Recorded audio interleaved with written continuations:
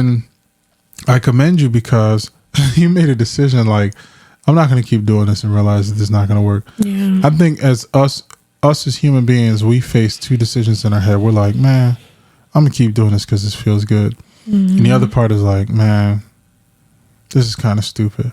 Yeah. Like I told you again, you know, people know on the internet, like I did hookup culture for like a week. Mm-hmm. It didn't last long. I was just sitting here like, and I think deeply about everything. And so I'm like, I invited this person into my home.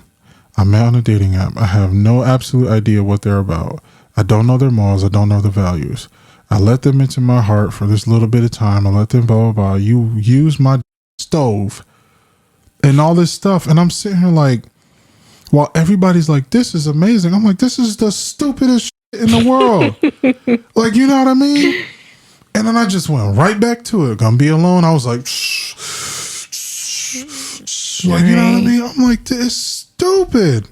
Yeah. And we have to make decisions. And I commend you for making a decision to come to yourself and say, I gotta get out. I gotta cash my chips. It's time to get out this casino.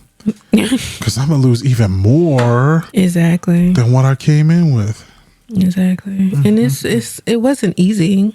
It's fun. Like women, we carry different R's than men do. No. Women are gentle and some of y'all out here manly. But for the most part, women are gentle and they're caring and they're affectionate and they're this. And it's easy to be attracted to that if you listen to the wrong thing. Mm-hmm. So it wasn't easy to stop. Yeah. I'm not going to sit here and lie to you. It wasn't. It was exciting in a way. Yeah. It was like a thrill. It was like a high. But I knew that if I didn't stop, God wasn't going to bless me. Yeah. I feel like he would have still shown me favor only because he loved me and that's his promise. Yeah. But I would have missed so many blessings. I would have missed where I was supposed to be in life. I would have missed callings. I would have missed all kind of things if I would have stayed. And I know that for a fact. Yeah. So I would have been the dumbest person ever in life to continue doing it, even though I heard God say 1,000 times before, stop. Mm-hmm. Hint episode coming out soon. You heard God's voice when you was being sneaky. Mm-hmm. This is true. But it was the same for me, man. I used to hear God and I'd be like, crazy, right? You try to, because this is church, because God listens to the prayers. The prayers of the righteous. As long as I'm trying to get my life right, I'll be fine. Hook up my shia. I'll be like, God forgive me. And don't let this hinder none of my blessings. Right. Like, you know what I'm saying? Like, okay. Right. It's not how that works. It's not how that works. Well, I guess you didn't say which blessing, so I'll keep you alive. Right. I'll give you the bare minimum income. Exactly. I'll give you, like, you know what I mean? It's like, well, and so, I mean, again, my hat's off to you, man. So how do you get here? Because we're going to close this thing out. Tell me about What? Tell me you had, because I'm looking at the Cumberland Mall site. I can picture an argument at Cumberland. There's 7 different sections. Listen. So you had a list on paper what a man looked like for you. Yes. What was that? A man that I wanted. Mm-hmm. Okay. God-fearing, a leader, compassionate, strong-willed, goal-oriented, ambitious, kind of same thing. Knew how to be faithful, good relationship with his parents. Respectful. Yeah. Those are the basics. Now you guys notice how she didn't say Lamborghini, gotta make 6 figures, Gotta be 6'6". Gotta have a God bless, my baby's still 6'4". Yeah, well, I'm 6'5". Thank you. I'll show you. He grow every day. I'm 6'6" with Nikes on. Shut up. But she didn't ask for none of that, and I'm gonna let her finish. But it's weird. God gives you exactly what you asked for, and I'm gonna challenge you, ladies, to think about all the exes you had in the past. He gotta be a player, right? That's what you secretly say. He gotta know himself. That's what you're secretly saying. Or you say, he gotta be tall. He gotta have a big dick. He gotta have this. His car gotta be on point. And then you meet those guys and you negate everything that is going to actually keep you in love, keep you in like, keep you in want, keep you in desire. And that's simply understanding a person's mind. I always say this. The person who can see their driver and kill their driver, right? The driver being a car coming toward you, right? And the person, I use this, one of my friends from the Army gave me this.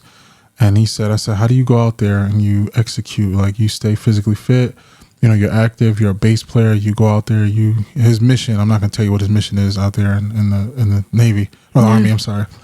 But how do you do this? And he told me, you got to kill your driver. And so essentially your driver is the one that's causing you to reach toward negative things, right? Mm-hmm. Causing you to reach toward negative things. He says, if you shoot the tires, right?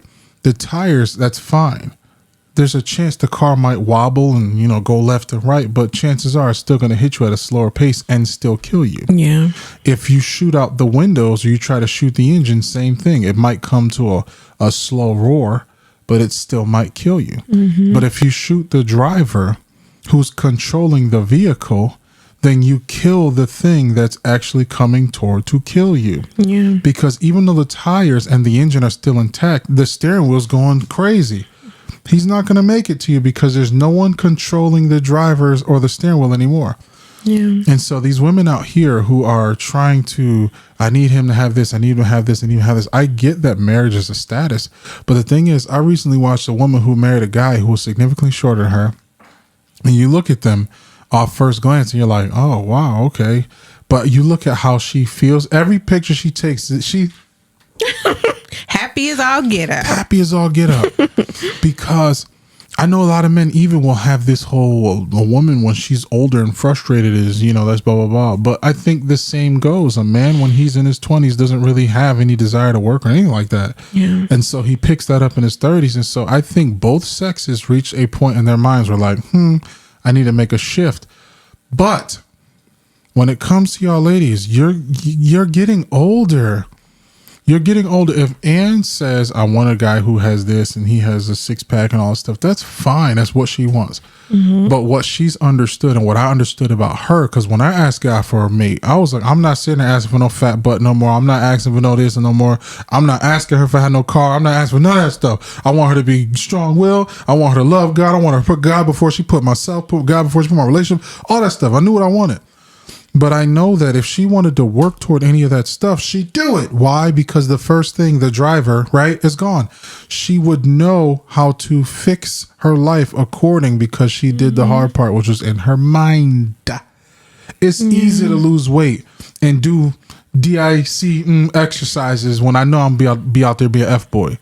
It's hard to do it when I say I want to do it for God, and for God I live, for God I die. I want to do it for my body and my temple. And that's why we gain weight, lose weight, gain weight, lose weight, gain weight, getting 10 relationships. That's why we got 16 baby daddies, because we do it because we want to do it for another person. You're proving that you're only doing it to try to prove yourself worthy of another person's love who don't even know themselves. Yeah. And so you need to get to the point where you take yourself from, oh, I want him to have all these stipulations, and just pray for the person. Matter of fact, speaking of praying for the person, are you eligible?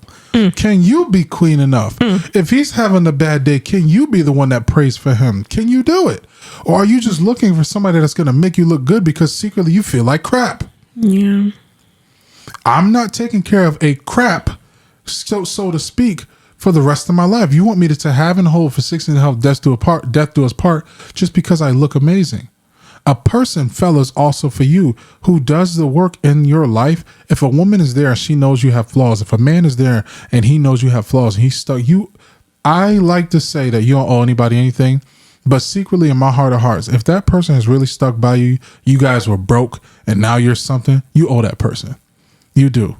Because I believe in my heart of hearts, you get out there, start acting a fool if you want to, God would be like, oh, so you didn't see this blessing I gave you 5 years ago. Okay. I'll show you something. Okay. And then I'm going to elevate that other person and make you watch. Yeah. Okay. And so I think you guys have to change how you see relationships and how you see people. Because if you look at a relationship as I want to grow and I want to give what I have to this person, it's a happy experience. Yeah.